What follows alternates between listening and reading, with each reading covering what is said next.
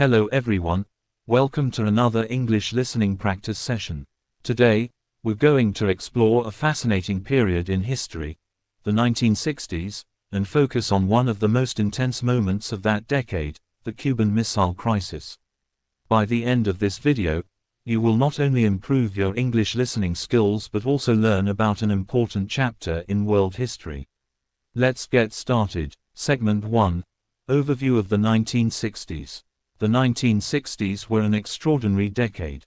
This era was filled with major social, political, and cultural changes that had long-lasting effects on the world.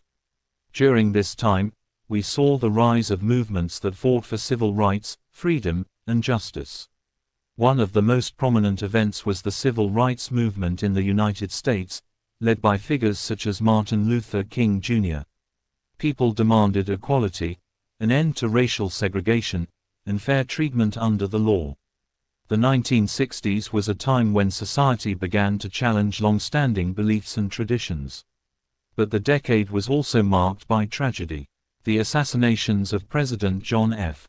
Kennedy in 1963, civil rights leader Martin Luther King Jr. in 1968, and Senator Robert F. Kennedy in the same year shocked not only America but the world.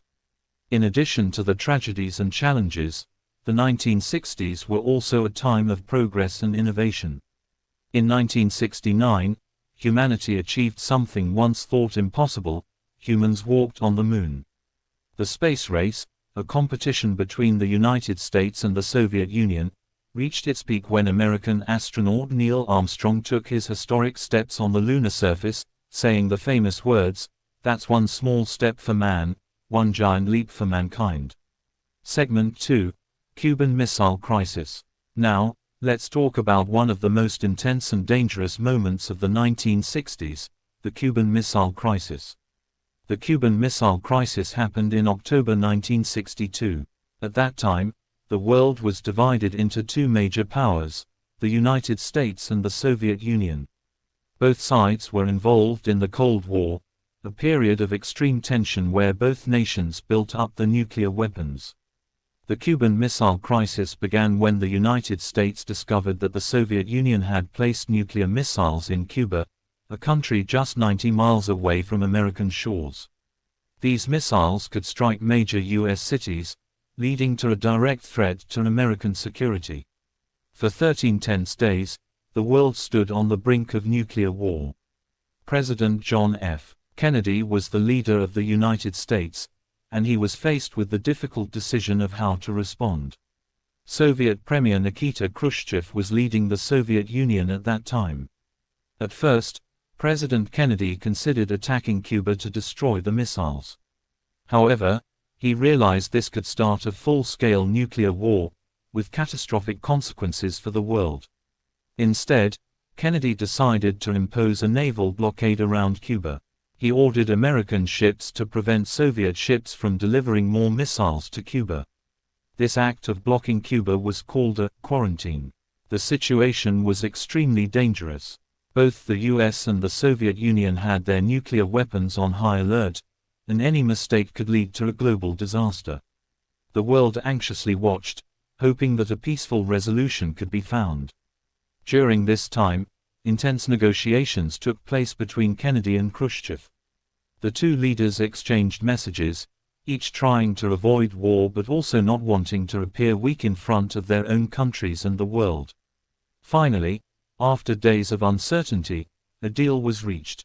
Khrushchev agreed to remove the Soviet missiles from Cuba. In exchange, Kennedy promised that the United States would not invade Cuba. Additionally, the US secretly agreed to remove its own missiles from Turkey, a country close to the Soviet Union's borders. The Cuban Missile Crisis was over, and the world breathed a sigh of relief. It was a victory for diplomacy and a moment where cooler heads prevailed. However, it also showed how close the world had come to a nuclear conflict. Segment 3. Conclusion and Reflection. The Cuban Missile Crisis serves as a reminder of the dangers of nuclear weapons and the importance of peaceful negotiations. Even though the situation seemed hopeless at times, both sides were able to come to an agreement without going to war. As we look back on the 1960s, it's clear that this was a time of great change, not just in terms of politics but also in culture, science, and society. The events of that decade, including the Cuban Missile Crisis, continue to influence the world we live in today. Thank you for listening. We hope you enjoyed this historical story and that it helped you practice your English listening skills. Don't forget to subscribe to the channel for more English learning videos.